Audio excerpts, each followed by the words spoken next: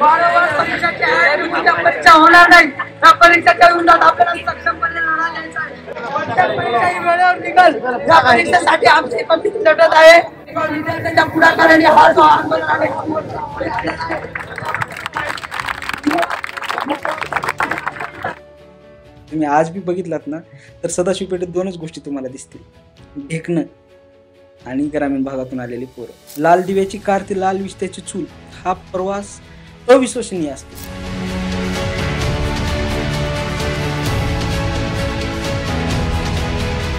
जर समजा late joining देऊन काय फायदा आहे त्याचा? त्या विद्यार्थ्याचा जणून जोश तो 2 वर्षात जो होता, लागल्या तो काम करायचे, मला समाजासाठी काम करायचे, तो कुठेतरी निघून जातो. मी तर आजच्या घडीला म्हणतो की शिक्षणाची भीक द्या, अन्नाची नका देऊ की. माझ्यात शंका आहे मनात की बाबा की हा ए आल्याच्या नंतर सुद्धा बेरोजगारी वाढेल. हा मोर्चा एवढ्याच गोष्टीसाठी अनेक विद्यार्थी तब्बल 7, 8, 5, 6, 2, 3 वर्षापासून स्पर्धा परीक्षेची तयारी करायची. स्वप्न किती लहान आहे, तो अगदी क्लास 3 नोकरी पाहण्याची. क्लास 3 नोकरी किंवा क्लास 3 एक कुठला तरी कर्मचारी होण्यासाठी हे विद्यार्थी जीवाचं रान करून दिवस रात्र मायबापाच्या कष्टाच्या पैशावर शिकत आहेत आणि त्यांच्या कुठेतरी नोकऱ्या पळून घालून कुठल्या तरी कंपनीचं सरकार पोट भरून पाहत आहे. हा मोर्चा जो आहे तो विद्यार्थ्यांच्या होणाऱ्या पिळवणुकीवर, विद्यार्थ्यांवर होणाऱ्या अन्यायाविरोधात आहे, सरकारच्या अपूर्ण अभ्यासाविरोधात आहे, सरकारने केलेल्या कंत्राटीकरण म्हणजे खाजगीकरण ज्याची कुठलीही शाश्वत नाही त्याच्या विरोधात आहे. काल जळगावला काढलेल्या ऍडच्या विरोधात आहे.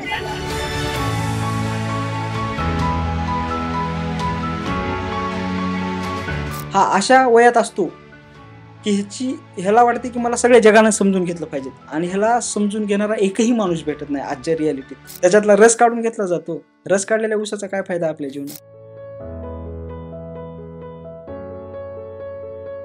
तो का काम करेल मग नंतर तुमच्यासाठी?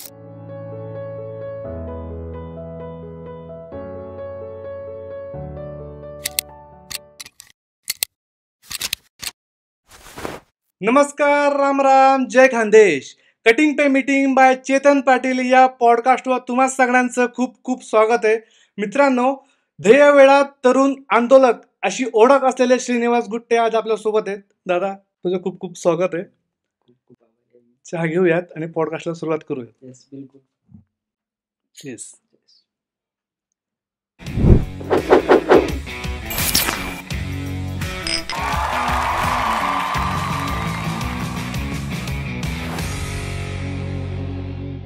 दादा, पुणे म्हटलं की MPSC करणाऱ्यांची संख्या खूप मोठ्या प्रमाणात आहे. आता भावी अधिकारी होणाऱ्या मुलांसाठी किंवा त्यांच्या अधिकारासाठी आपल्याला आंदोलन करायची गरज पडते. ती का पडते? खरं सांगायचं झालं तर मला बऱ्याच जण म्हणतात की तू एक नदी बनलेला आहेस. मी म्हटलं नदी? तर 2 डोंगर आहेत, एक भावी अधिकाऱ्याचा डोंगर आणि एक अधिकारी असलेला डोंगर. अच्छा. कदाचित असं होतं की जे पुढची प्रोसेस करणारे आहेत ते अधिकारीच आहेत. ज्यावेळेस MPSC करायला विद्यार्थी येतात ते कुठेतरी त्याच अधिकाऱ्याकडे बघून, त्यांच्याच लाल दिव्यातून जाणारा प्रवास बघून ते पुण्यासारख्या ठिकाणी येऊन अतिशय दुर्गम भागातून, मराठवाड्यासारख्या भागातून, मराठवाड्यात आता तुम्ही जर मराठवाडा, विदर्भ, खानदेश तुम्ही जर भाग इथला ग्रामीण भाग बघितला तर इथल्या विद्यार्थ्यांना जर सक्सेस व्हायचे किंवा आपल्या घरावरले पत्र जर काढून स्लॅब टाकायचे तर त्यांच्याकडे एकच पर्याय उरतो की नोकरी. आणि ती नोकरी मिळवण्यासाठी मग MPSC. मुळात नोकरीचे बरेच प्रकार आहेत. सरळ सेवेतून आहेत, SSC मार्फत आहेत, UPSC मार्फत आहेत, MPSCतून आहेत. पण एक आपल्याकडे एक ट्रेंड आला आहे अलीकडेच की MPSC करायचं, क्लासहून अधिकारी व्हायचं, त्याला लाल दिवा आहे, त्या लाल दिव्यात फिरायचं. पण नेमकं ते लाल दिवा भेटण्यासाठीची काय मेहनत आहे किंवा आजची काय परिस्थिती आहे? आधी तो लाल दिवा भेटायचा, जे पोरं मेहनत करायला आहेत, जे कष्ट करायला आहेत, अभ्यास करायला त्यांना भेटायचा. पण आता कदाचित अभ्यास करूनही कुठेतरी तो भेटत नाही. ह्यासाठी होणारी अवस्था ही कदाचित फार दुर्दैवी आहे. आणि त्याच्यात मग आमच्यासारखे आंदोलक एक त्या नदीत पूल बनवून थांबलेले आहेत की इकडून भावी अधिकारी लढतोय, इकडून तेच जे पहिलं भावी अधिकारी होते आज अधिकारी आहेत त्यांनाच त्यांची मानसिकता कळत नाहीये किंवा कदाचित ते स्वतः निर्णय घेताना कदाचित आपल्या येणाऱ्या दुसऱ्या भावी अधिकाऱ्यांच्या संदर्भात तो निर्णय चुकीचा व्हायलाय ह्याचा कुठलाही अभ्यास होत नाही. त्यात मग तितकंच सरकारला आपण जबाबदार ठरू शकतो. ही अवस्था असल्यामुळे आज आंदोलन करायची वेळ येते. बरोबर आहे. तर नेमकं आंदोलक करतात काय? आंदोलक करायचं काय असते की नेमकं मी नेहमीच म्हणत असतो, मेरे लोगों का अधिकारी मेरा स्वार्थ आहे. नेमकं आम्ही की बाबा आज स्पर्धेचं युग आहे, एवढी स्पर्धा वाढलेली आहे आणि ह्या स्पर्धेतून विद्यार्थी कुठेतरी भरती देतात, कुठेतरी अभ्यास करतात, 5-5, 6-6 वर्षे घर, दार, सण सगळं विसरून सोयरे, धायरे आणि तेवढा अभ्यास करूनही त्यांनी त्या क्वालिटीचं शिक्षण घेतात किंवा त्या क्वालिटीचं जे तुम्हाला सरकारला किंवा ह्यांना लागणार आहे की बाबा की हां प्रशासनात रुजवायचे, ह्याला तलाठी होण्यासाठी किंवा तहसीलदार होण्यासाठी ही कॅपेबिलिटी लागणार आहे. ती सगळी कॅपेबिलिटी देऊन सुद्धा त्यांचा रिझल्ट लागला जात नाही किंवा कदाचित कधी कधी जागाच निघत नाहीत. म्हणजे ह्याच्यासाठी कुठेतरी त्यांना जागा भेटल्या पाहिजेत. हे जे इथं पुण्यात जे एक बाजारपेठ भरली आहे एमपीएससीच्या विद्यार्थ्यांची, ती बाजारपेठ कमी झाली पाहिजेत. आज देशाला किंवा राज्याला ज्या युवकांची गरज आहे, जे टॅलेंट आहे, ते टॅलेंट फार लवकर बाहेर आलं पाहिजेत आणि यंग जनरेशनमध्येच ज्यांच्याकडे सध्या काम करण्याची ताकद आहे किंवा काम करण्याचा जुनून आहे, जोश आहे, त्यावेळेस जर त्यांना ती योग्य नोकरी भेटली. आता एका नोकरीची प्रोसेस कमीत कमी 4 ते 5 वर्ष रिझल्ट लागायला चालले याच्यासारखी चालली आहे. कारण की रिझल्ट म्हणजे जॉईन होण्यासाठी 1 वर्ष जातो प्रीला, दुसरा वर्ष जातो मेन्सला, तिसरा वर्ष जातो इंटरव्ह्यूला आणि 4था वर्ष बी जॉईनिंग नाही 5 वर्ष. असे आपल्याकडे बरेच उदाहरणं बघायला भेटतील की बाबा की पोरांना जॉब लागलाय, नोकरी लागली पण अजून जॉईनिंग नाही. मग तो काय करतोय, तर तो कुठंतरी शेताकडे मेंढर पाळतोय, कुठंतरी तो आत्महत्या करतोय, कुठंतरी तो हातबल होऊन इथं हॉटेलवर राहतोय. बरेच तुमच्याकडे उदाहरणं बघायला भेटतील. त्याच्या बातम्या आहेत, त्यांचे लेख आहेत, त्यांनी त्या विद्यार्थ्यांनी पत्र लिहिलेत, पत्र लिहून आत्महत्या केल्यात. मागे स्वप्नील म्हणायचा इंजिनिअरिंग मधून एक परीक्षा पास होऊनही त्या पोराला आत्महत्या करण्याची वेळ आली. तर त्यांनी लिहिलेलं पत्रात त्याची पहिलीच ओळ होती की एमपीएससी एक मायाचा. म्हणजे लोणकर, हा स्वप्नील लोणकर, तुम्ही त्याचं वाचलं असेल की त्यांनी जी केलेली परिश्रम तब्बल 2 वर्ष त्यानं नोकरीला लागल्याच्या नंतर त्याला जॉईनिंग भेटली नाही. जर समजा लेट जॉईनिंग देऊन काय फायदा आहे त्याचा? त्या विद्यार्थ्याचा जुनून जोश तो 2 वर्षात जो होता, लागल्या तो काम करायचे, मला समाजासाठी काम करायचे, तो कुठेतरी निघून जातो आणि मग ते खरंच प्रशासनात बी कामाला येतात का? बरोबर, ही आपल्याला तिथं विचार केला पाहिजे. ह्याच्यासाठी आम्ही ती प्रोसेस फास्ट झाली पाहिजे. योग्य वयातच विद्यार्थी त्या अधिकारी पदावर बसला पाहिजे, त्या वयात त्याने त्या जोशात काम केलं. ह्याच्यासाठी आम्ही धडपड करून आंदोलन करून कुठंतरी विद्यार्थ्यांच्या हक्कासाठी किंवा आम्हालाही वाटतं की बाबा हा विद्यार्थ्यावर अन्याय झालाय, ह्याच्यासाठी शासनाच्या आणि प्रशासनाच्या विरोधात एक लढा देतो. बरोबर, जो संविधानिक बाबासाहेबांनी सांगितलं की बाबा सत्यासाठी लढण्यात काही अडचणच नाही, त्यात आमचा लढा तो तसा असतो. बरोबर.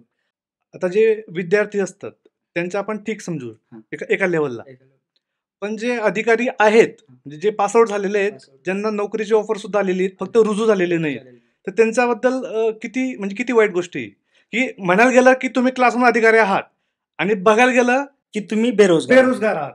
हे तुमचं 100% ह्या वाक्याशी मी नाही. मला वाटते की जे आपल्याला ऐकणारे 100% अधिकारी किंवा एमपीएससी करणारे किंवा ज्यांना नॉलेज आहे ते सगळेच ह्या वाक्याला रिलेटेड करतात आजच्या परिस्थितीत. कारण की आज बघायला गेलं तुम्हाला आताच आपण मागे स्वप्नीलचं जे उदाहरण घेतलं, स्वप्नील बघायला गेला तर अधिकारी होता कारण की तो पास आउट होता, सर्व झालं, आणि बघायला गेलं तर तो बेरोजगारी होता कारण की त्याला जॉईनिंग नव्हती, तो कुठले अधिकारी बजावू शकत नव्हता किंवा तो त्याचं जे काम आहे तो करू शकत नव्हता. म्हणजे ही परिस्थिती आहे. मग हीच परिस्थिती थांबण्यासाठी आंदोलक आहोत आम्ही. आमचे जे आंदोलन आहे ती ही परिस्थिती थांबली पाहिजेत की त्या विद्यार्थ्याला एकतर ही गॅरंटी असली पाहिजे की मी बेरोजगारच आहे, नाहीतर ही गॅरंटी असली पाहिजे की मी अधिकारीच आहे. तो अधिकारी झाल्याच्या नंतर त्याला का एवढं धुसमडायचं किंवा त्याला एवढं का हातबल करायचं? मग तुम्ही जॉईनिंग द्या. जर तुमच्याकडे जॉईनिंग देण्यासाठी वेळ नसेल तर मग तुम्ही का जागा काढल्यात? मग एवढी लोकसंख्या वाढल्या तर मला वाटतं जागा निघल्याच पाहिजेत. बरोबर, कारण की गरज आहे. आज बऱ्याच ठिकाणी प्रत्येक डिपार्टमेंटला आज अधिकाऱ्याची कमतरता आहे. बरोबर, तुम्ही बघायला गेला तर तुम्ही कुठल्याही सरकारी कार्यालयात जा आणि काम करायला बघा, ह्या अधिकारी उपस्थित नाही, 10 दिवस लागतील. प्रत्येक कार्यालयात हजारो फायली पडून आहेत ज्या अधिकाऱ्याशिवाय फास्ट होऊ शकत नाहीत किंवा कर्मचाऱ्याशिवाय फास्ट होऊ शकत नाहीत. त्याच्यामुळे हे कुठेतरी हातबलता थांबली पाहिजेत आणि त्या अधिकाऱ्याला असं वाटलं नाही पाहिजेत की मी अशा पुलावर उभा आहे की इकडून ईर आहे, इकडून आड आहे, दोन्हीकडे बी गेले तर मरण आहे. बरोबर, कुठेतरी एक त्यांना शाश्वत असली पाहिजे की आपल्याला विहिरीत तरी पडायची नाही तर आडात तरी पडायची.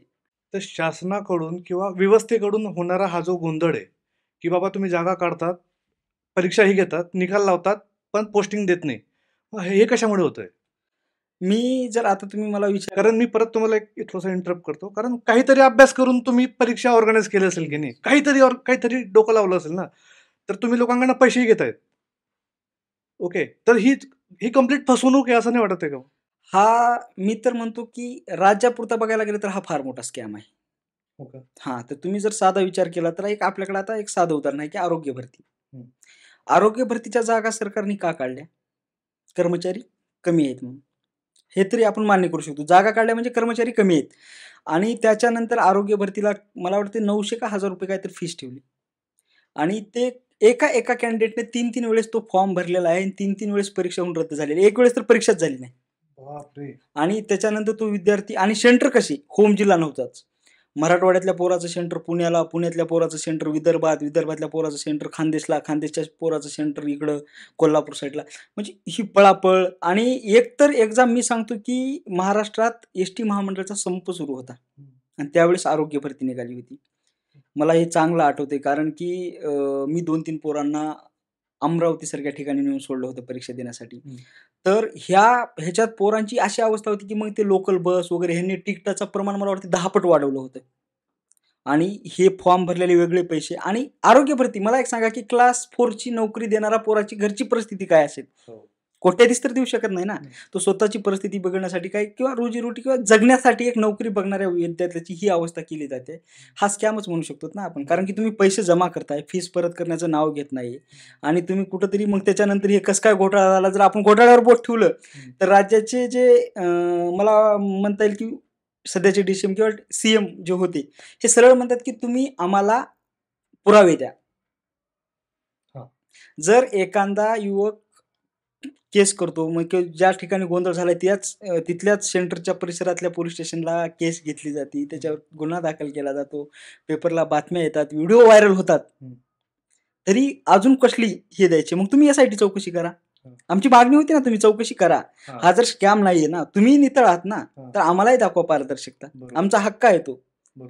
हा गोंधळ थांबणे. आम्ही जर तुम्ही हा SIT मार्फत चौकशी करत नसाल किंवा हा जर गोंधळ थांबत नसेल, तर आम्ही 100% म्हणू की हा सगळ्यात मोठा राज्यातला स्कॅम आहे, जो विद्यार्थ्याकडून पैसे गोळा करून घेण्याचा.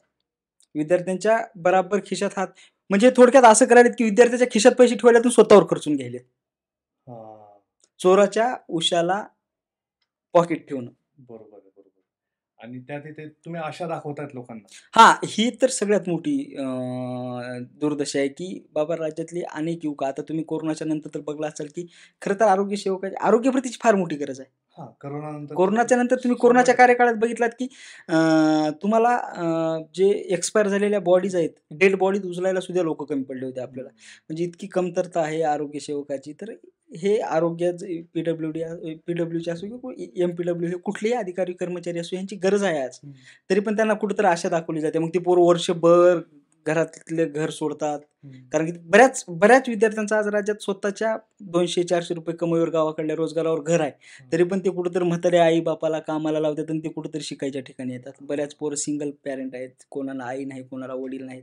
मग ते एकटा बाप माझ्या करतो, ह्यांना पैसे देतो, मग त्याच पैशातून 900 रुपयासारखी रक्कम फीस भरायची. आज एखाद्या चांगल्या घरच्या लोकांना 900 रुपये फार मोठी रक्कम वाटत नाही, पण त्या विद्यार्थ्याला जाऊन विचारा ज्याच्या घरी रोजगार फक्त एकच जण रोजगारी आहे, तो 500 रुपयेच रोजगार कमवतो, त्याला विचारा की 900 रुपयासाठी त्याला कमीत कमी 5 दिवस रोजगार करावा लागते. आता तुम्ही म्हणसाल तेही उन्हात आणत. तुम्ही म्हणसाल की 900 रुपयाला 5 दिवस कसं काय? अरे बाबा, 500 रुपये आले, थोडेच 500 रुपये त्याचे राहणार आहेत इन्कम, त्यातला त्याचा खर्च होणार आहे, त्याला घर चालवायचे त्यातूनच. मग उरलेले पैसे गोळा करून 900 रुपयाची फीस भरण्यासाठी त्याला कुठेतरी 5 दिवस रोजगार करावा लागतो. हा पैसा, हा स्कॅम कुठेतरी थांबला पाहिजे.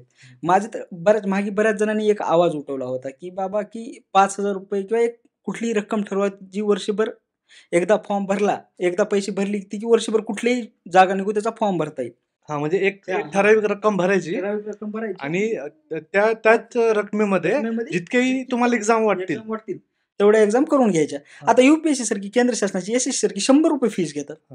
आपल्याच देशात आहे ना, UPSC किंवा SSC, केंद्र शासन हे देशाच्या तर बाहेर नाही ना, हे 100 रुपये फीस घेतात. त्याच प्रमाणात मग राज्य शासनात बी किंवा राज्यात हा पण प्रश्न मंत्रालयात उपस्थित केला. मी त्याचे एक व्हिडिओ बघितला, तर त्यावर DCM काय म्हणतात राज्याचे, फडणवीस साहेब, की बाबा आम्ही फीस एवढी जास्त ह्याच्यासाठी ठेवली की पोरं सिरियस का अभ्यास करत नाहीत, किंवा सिरियस पोरं आहेत ते फॉर्म भरत नाही, कोणी 100 रुपयाला फॉर्म भरते. तसं नाही. 100 रुपये तुमच्या खिशात फार क्षुल्लक आहेत, पण कोणाच्याही भरण्याच्या खिशात नाही आहेत 100 रुपये. आज तुम्ही जर पुण्यासारख्या ठिकाणी, नांदेडसारख्या ठिकाणी, लातूर, जळगाव, कुठेही जा, त्या शहरात एक भाग आहे, जसं पुण्यात आता MPSC सदाशिवपेठ आहे, त्या शहरातल्या रूमा बघा, तिथं राहणाऱ्या पोरांची अवस्था बघा, इतक्या बेकार अवस्थेत जगतात की सकाळी आणलेली खिचडी पोहे काय करतात, काय पोरं पोहे पुण्यात सकाळीच होतात, मग तेच पोहे विकत घेतात 20 रुपयाचे. एक इथं खातात, एक घरी नेऊन ठेवतात आणि तो संध्याकाळचं जेवण त्या पोह्यावर करतात. ह्या अवस्थेतलं पोरग 100 रुपयाकडे नाही का बघणार, का असंच फॉर्म भरणार येऊन? 100 रुपये त्यासाठी 5 दिवसांसाठी 5 दिवसाचं जेवण आहे बऱ्याच लोकांसाठी. मग हे तुमचा दृष्टिकोन का नाही? तुमचा दृष्टिकोन, तुमच्याकडे पैसा श्रीमंत आहे, पण हे देश ग्रामीण आहे. इथं गरिबी फार मातलेली आहे. मराठवाड्यातल्या पोरायला, विदर्भातल्या पोरायला फक्त आणि फक्त त्यांना अभ्यास करून एक कुठली तरी क्लास 2, क्लास 3, क्लास 4 ची नोकरी महत्वाची आहे, कारण की त्यांच्या शेतात काहीच होत नाही. शेतातल्या रोजगारावर पाणी जास्त पडलं तरीही शेतात काही येत नाही आणि पाणी कमी पडलं तरीही शेतात काही येत नाही. ह्या परिस्थितीतल्या पोराईकडे तुम्ही बघण्याचा जर दृष्टिकोन सिरियसली नसेल तुमचा, किंवा ते सिरियस नाही म्हणू शकता, तरी खरी तर आज लाज वाटण्याची गोष्ट आहे. बरोबर. जसं आपण बघतो की देशातले इतर संसाधन आपण जोपासले पाहिजे, तसंच युवकांमध्ये असलेले स्किल किंवा टॅलेंट, आता इतकं मोठं टॅलेंट आहे MPSC मध्ये की ते वाया जात आहे, ते युटिलाइज करता येत नाही गव्हर्नमेंटला. 100% वाया तर जातं. हे वाया न जाता आपल्याच देशाच्या चांगल्यासाठी किंवा एक व्यवस्था बेटर करण्यासाठी वापरला गेला पाहिजे असं असं वाटतंय. 100%च वाटतंय. आता जर तुम्ही बघायला गेलात तर MPSC कोण करायला? MPSCत इंजिनियर पोर आहेत, MPSCत डॉक्टर पोर आहेत, हो. MPSCत उच्च शिक्षित, मला वाटतं की PG, पोस्ट ग्रॅज्युएशन झालेले, बरेच PhD केलेले मुलं सुद्धा MPSCत आले. बरोबर आहे. मग कुठंतरी ह्या पोराकडे आता इंजिनिअरिंग केलंय. इंजिनियर हा गव्हर्नमेंटचा अधिकारी नाही झाला तरी टेक्नॉलॉजीवर काम करू शकतो, सिव्हिल इंजिनियर डेव्हलपमेंटवर काम करू शकतो. अगदी अगदी. आता नवीन एक ब्रँच आले इंजिनिअरिंग मध्ये, AI. हा. त्याच्याही जागा निघणार आहेत. आता बरोबर. त्याच्यावर बी तो, मला तर वाटतं की ती चांगली आहे. AI ही टेक्नॉलॉजी येणं भारतात ही आहे, पण ती कुठेतरी आपला भारत हा रोजगारीवर किंवा युवकांवर आहे. तर ते कुठेतरी AI, मला वाटतं की माझ्यात शंका आहे मनात की बाबा की हा AI आल्याच्या नंतर सुद्धा बेरोजगारी वाढेलच. बरोबर. आता आजचा जर अहवाल बघायला गेला, कालच पेपरला बातमी होती की 83% युवक हे बेरोजगार आहेत आज देशात. बापरे. ही साधी टक्केवारी नाही. हा. कोट्याधीश लोकसंख्या असलेला देश, आज नाही नाही म्हटलं तर 150 कोटीची लोकसंख्या असेल आता जर बघायला गेलं, किंवा मागेच 140 प्लस कोटी होता, आता 150 कोटी तर सहज झाली असेल लोकसंख्या. त्यात युवकांचाच, हा आपला देश तर युवकांचाच देश ओळखला जातो. त्यात जर 83% बेरोजगारी आहे, ज्याच्यावर आपण ज्यांच्या हिमतीवर शक्तिमान होऊ शकतो, ज्या युवकांच्या, ज्यांच्याकडे, तुम्हीच बघा ना, आज मायक्रोसॉफ्ट सारख्या कंपनीचा CEO कोण झालाय? इंडियन आहे, भारतीय माणूस आहे. भारतीय आहे. खरे. मग हे टॅलेंट आपलंच आहे ना. तुम्ही आपलंच देशातल्या सर्व टेक्नॉलॉजीच्या कंपन्या बघा, त्यांची CEO नावं काढा, यादी तुम्हाला मी 70% दाव्यानं सांगतो की 70% विद्यार्थी भारतीय आहेत. भारतीय भारतीय. मग भारतात एवढं टॅलेंट आहे तर तुम्ही त्याला बाहेर काढा. तुम्ही MPSCचीच लालच दाखवू नका, बरोबर. किंवा हे कुठेतरी आता आपल्याकडे येणाऱ्या पोरांनी शिकलं पाहिजे की बाबा MPSCतच नाही तर आपल्याकडे काय टॅलेंट आहे त्याच्या जोर आलं पाहिजे. पण त्या पोराची चूक नाही. ज्यावेळेस तुम्ही तेच विद्यार्थी म्हणतात की आम्हाला रोजगार द्या कुठल्याही मार्फत, किंवा त्यावेळेस आपल्या देशाचे पंतप्रधान सुद्धा सांगतात की बाबा की तुम्ही पकोडी विका. आता इंजिनियरांनी पकोडी विकायची, मग त्याच्यापेक्षा बेरोजगार असलेले, ज्यांनी शिकलेच नाहीत किंवा ज्यांची शिकण्याची मानसिकताच नाही, असं तर नाही ना की सगळेजण इंजिनियर होऊ शकतात, किंवा सगळ्यांची बुद्धी एवढी तरी टॅलेंट नाहीये ना.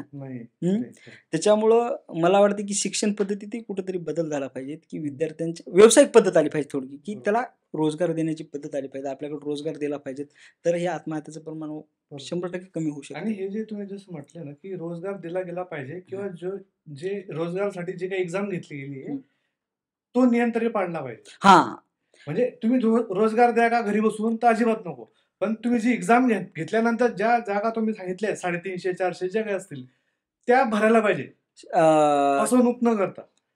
त्याच्यात काय झालेलं आहे माहिती आहे का, की तुम्ही रोजगाराची एक जागा काढली, ते जर फसवणूक करता, न पैसे भरून घेता, किंवा टॅलेंटच्या जर जोरावर लागली, तर आजही आत्महत्येचं प्रमाण 100% कमी होते. कारण की कुठला विद्यार्थी आत्महत्या करतो? जो फार अभ्यास केलाय, त्याला वाटते की हा मी माझी मेहनत, मी डेडिकेशन पूर्ण केलोय, ते विद्यार्थ्याला कुठेतरी नोकरी लागत नाही, किंवा कुठेतरी त्याची फसवणूक होते, त्यावेळेस तो आत्महत्या करतो. नाहीतर पैसे भरणारा विद्यार्थी का आत्महत्या करेल?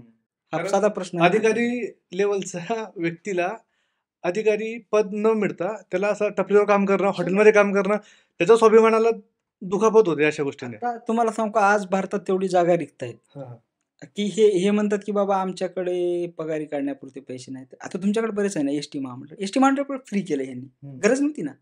एसटी महामंडळ तुम्हाला पैसे आणून देत होते ना. लोक म्हणले होते का आम्हाला फ्री करा, त्यातून पैसे कमवा, पण तुम्ही कमवले का? नाही. मग तुम्ही कमवत आहात कुठं आहे? आज म्हणतात की ट्रेन आपली पैसे देत नाही, प्रॉफिटमध्ये नाही, ट्रेनमध्ये कर्मचारी लावा, तर त्याचं प्रायव्हेटायझेशन करायचं. ट्रेन तुम्ही मला तिकीट काढून दाखवा आज. नाही म्हणणार. तिकीट पूर्ण बुक आहे तिकीट, तर मग तो पैसा कुठं चालला? पैसा ट्रेन कसं काय घाटात चालली? महामंडळ कसं काय घाटात चालली? महामंडळमध्ये बसायला जागा नाही. ह्या सगळ्या गोष्टीचे रोजगारातच आहेत ना. ह्या गोष्टी सेवा प्लस आर्थिक सक्षमीकरण आहे ना. ह्याच्यात तुम्ही पगारी देण्यासाठी नाही किंवा आम्ही जागा काढून एवढं बजेट नाही असं म्हणूच कसं शकतो? म्हणजे आज- या गोष्टी खरंच आज किती जागा कंट्रोलमध्ये आहेत. कंट्रोलमध्ये आहेत किंवा आज आपण किती जागा काढू शकतो? आता आज तुम्ही कुठल्याही बँकेत जा, गव्हर्नमेंटच्या कुठल्याही बँकेत जा, त्या बँकेत तुम्हाला खिडक्या उघड्या दिसतील, तिथं कर्मचारी नाहीत. आणि एका खिडकीसमोर लाईनच्या लाईन, रांगाच्या रांगा लागलेल्या असतील. म्हणजे हे कुठेतरी थांबू शकते ना. तिथला तुम्ही जर तिथं कर्मचारी भरला तर ते काम जर तिथं डिवायडेशन करून दिलं तर ते कामं फास्ट होतील. लोक तेवढंच पॉझिटिव्हली हे करतील. बऱ्याच गोष्टीत मग तुम्हालाही सुरळीतता येईल आणि इकडं युवकांना शाश्वत भेटेल की कुठंतरी आजची उद्या भेटेल, पण ते तशी युवकांना भेटत नाही ना. शाश्वतच भेटत नाही, तो त्यांना हमीच भेटत नाही. आज जर रोजगार वाढवण्याचं आपल्याला अजून एक प्रमाण आहे जे गव्हर्नमेंटमध्ये किंवा सरकारी नोकऱ्यात, ज्या प्रमाणात आपण नॅशनलाइज बँक आणि प्रायव्हेट बँक हे दोन्ही बघतोय. तुमचाही सहवास आला असेल बऱ्याच लोकांचा. रोजच बँक म्हणजे आपला एक जीवनातला महत्त्वाचा घटक झाला आहे, कारण की आता सगळं ऑनलाईनच झालंय. तर तुम्ही ते जर गव्हर्नमेंट बँकेत गेलात, नॅशनलाइज बँकेत गेलात, तर तुम्हाला लाईनमध्ये उभा टाकावं लागते आणि कदाचित कुठल्या दिवशी नंबर बी लागतो, नाही तर त्या दिवशी लंच ब्रेक हां. आणि लंच ब्रेक झाला की तुम्हाला दुसऱ्या दिवशी यावं लागते. पण त्याच प्रमाणात तुम्ही प्रायव्हेट बँकेत गेलात तर तुम्ही पोहोचताच वेलकम करायला वेगळा कर्मचारी असतो. मदत गेलं की तुम्हाला विचारतो तुम्हाला काय काम आहे, होम लोन आहे का, ऑटो लोन आहे का, पर्सनल लोन आहे का, का तुम्हाला फिक्स डिपॉझिट करायचे. जे डिपार्टमेंट आहे त्या डिपार्टमेंटला एक वेगळा कर्मचारी येतो आणि त्या एका डिपार्टमेंटचे 4-4, 5-5 कर्मचारी असतात, त्यांच्यात कॉम्पिटिशन असते. इतका रोजगार प्रायव्हेट बँका देऊ शकतात की पुण्यासारख्या ठिकाणी आज त्याच प्रायव्हेट बँकेचे हजार कर्मचाऱ्याचे टेलिकॉलर आहेत, बॅक ऑफिस, की तिथून तुम्हाला रोज कॉल येत असतील की बाबा तुम्हाला लोन पाहिजे का. हे मग हे गव्हर्नमेंट बँक आहे, नॅशनलाइज बँक आहे करू शकतात. नॅशनलाइज बँक आहे लोन करू, त्यांच्याकडे आहे तेवढा पैसा, तेवढा रोजगार त्यांनी देऊ शकतात. प्रत्येक खिडकीला कर्मचारी बसू शकतात किंवा प्रत्येक डिपार्टमेंटला माणसं बसू शकतात. जे प्रायव्हेट बँका करायला, प्रायव्हेट बँक आहे भारतात आणि राज्यातच करायला, गव्हर्नमेंट बँक आहे तिथंच करायचे. त्यांना शक्य आहे तर यांनाही शक्य त्यांना आहे. शक्यच आहे, खरं त्यांना जास्त प्रमाणात शक्य आहे. ह्यांच्याकडे सोयी सुविधा आहेत, आहे. ह्यांच्याकडे उलट गव्हर्नमेंटचा सपोर्ट आहे. सपोर्ट प्रायव्हेट बँका म्हणजे एक वैयक्तिक आहेत जवळपास, स्वतःच्या जीवावर किंवा एक बिझनेसमॅनने उभा केलेली, पण ह्याला गव्हर्नमेंटचा सपोर्ट आहे किंवा ह्यांच्यावर विश्वास ठेवण्याचं प्रमाण मला वाटतं की आज आपल्या सर्वसामान्य लोकांचं जास्त राहू शकते. सरकारी म्हटलं की तुम्ही कुठलीही गोष्ट बघा त्याच्यावर जास्त असते. बरेच लोक प्रायव्हेट बँक सोडून त्याच्यात किती प्रॉफिट आहे हे न बघता गव्हर्नमेंट बँकेत ठेवतात. प्रॉफिट नाही भेटलं तरीही चालेल, पण तिथं आमचं सेफ झोन आहे. मग ह्या प्रमाणात तुम्ही कर्मचारी तिथे वाढू शकता. बरोबर. म्हणजे आतापर्यंत म्हणजे लोकांचा भरोसा आहे. आता बऱ्याच गोष्टी भरोसा न राहण्यासारख्या देशात घडलेल्या आहेत. नाही म्हणजे बँकांवर भरोसा आहे असं. नाही बँकांनी बऱ्याच वेळेस केल्यात की नाही करण्यासारखं, तरी पण अजूनही ग्रामीण भागातल्या लोकांमध्ये जर तुम्ही गेलात, नाही मला सरकारीच बँकेत ठेवायचे, हे तुम्हाला वाक्य सहज ऐकायला भेटेल. तुम्ही प्रायव्हेट बँक किती तिला सजवा, एवढा लोक भरोसा नाही ठेवणार, पण सरकारी बँक म्हणलं की लगेच लोक भरोसा ठेवतात. तरी माझे 2 प्रश्न असे आहेत की एक्झाम नाहीच झाली, आता आपण कधी ऑनलाईन जरी शॉपिंग केली, एखादा पार्सल नाही आवडलं किंवा ते आलंच नाही तर पैसे परत मिळतात. जर तुम्ही एक्झाम घेतच नाही आहात किंवा कॅन्सल होते तर पैसे ठेवून काय करतात? ते पैसे का घेतले जातात? सगळं मॅनेजमेंट करण्यासाठी. एक्झाम जर कॅन्सल असेल ना तर पैसे परत द्यायला पाहिजे ना लॉजिकली, किंवा मग परीक्षेची फीज डिफाईन करताना काही नियम किंवा मग ही एवढीच का तेवढीच का असे नियम नाहीत का? सर कसं आहे माहित आहे का की आता बघा, हा मी तुम्हाला सुरुवातीला म्हणलो की हा स्कॅम आहे फार मोठा. आता जर बघायला गेलं तर राज्यातल्या सरळ सेवेला 900 रुपये घेतले जातात. त्याच राज्याची एमपीएससी 350 पर्यंत गेली. असं का? 350 रुपये सेंटर तेच आहे, तेच राज्य, तिथूनच सर्व. मग आणि ह्यात दुसरी गोष्ट काय केली जाते की पैसे वापस का नाही दिले जात?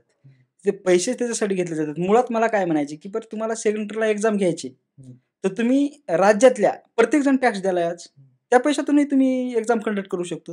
बरोबर. आपण असं थोडंच आहे की बरं 900 रुपये असा कोणता खर्च आहे?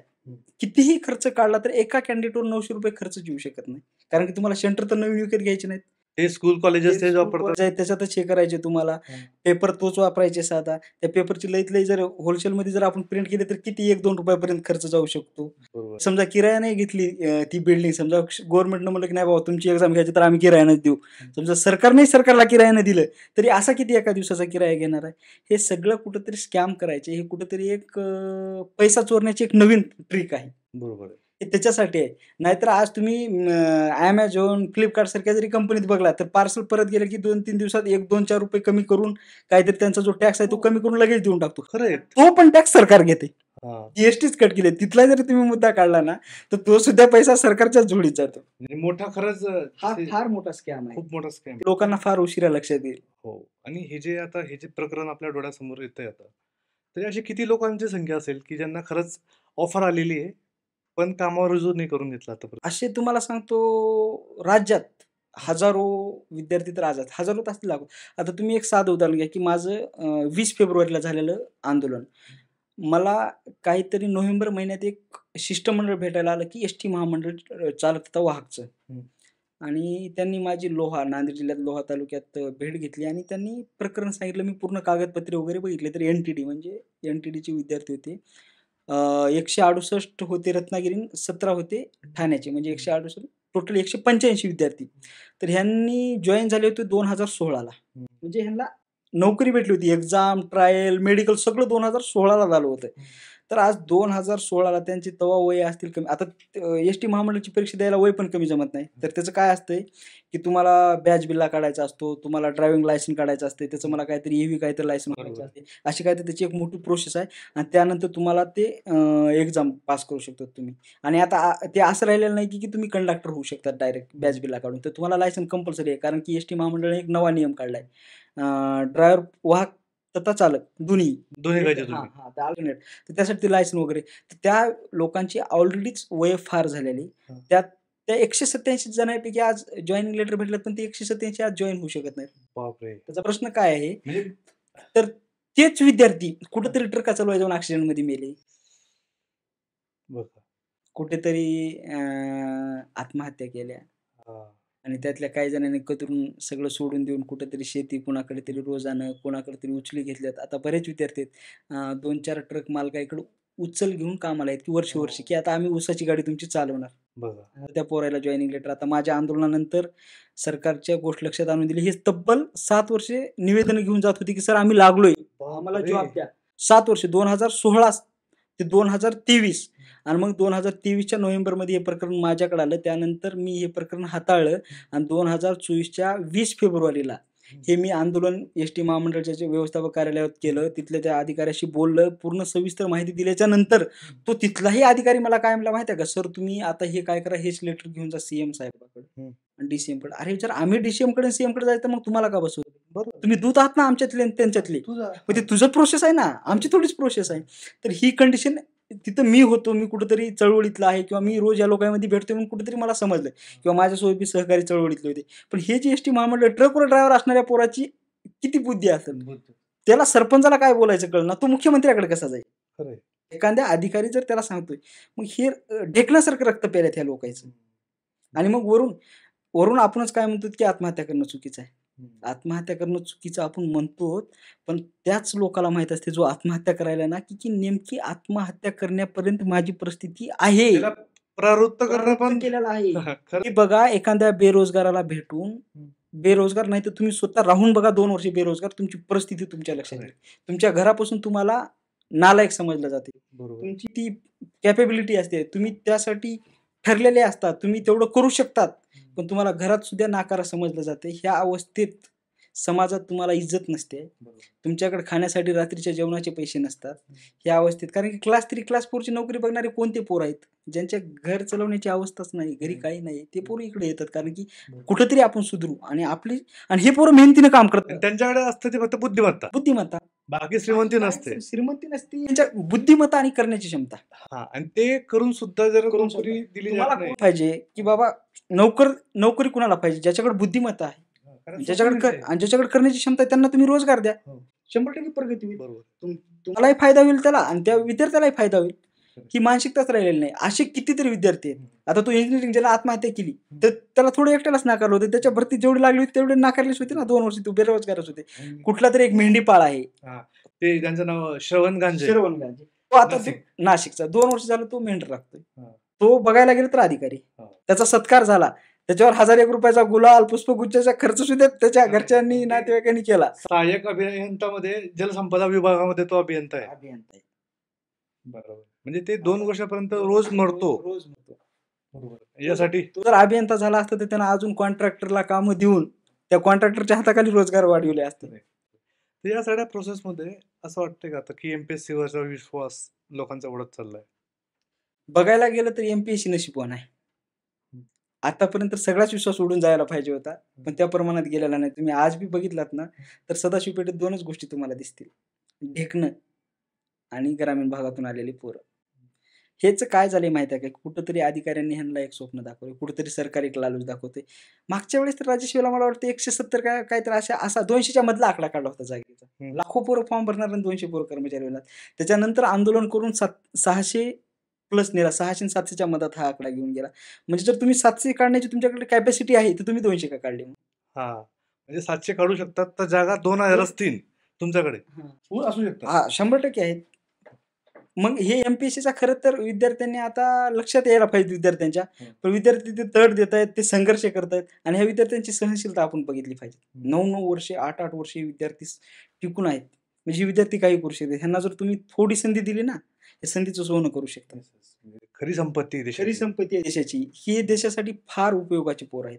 कारण एकदा पोस्ट मिळाली, तो माणूस अधिकारी झालेला आहे, फक्त पोस्ट मिळत नाही, तर तो हसेल आपल्यावर. म्हणजे पूर्ण देशाच्या परिस्थितीवर तो हसणार आहे. हसतच आहे.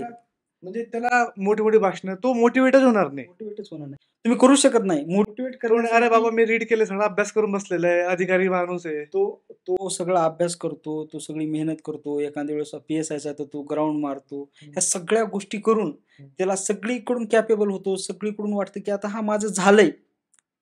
बरं सरकार बी म्हणते की हा तू कॅपेबल आहेस, तुला मी केलंय, तू अधिकारी झालास.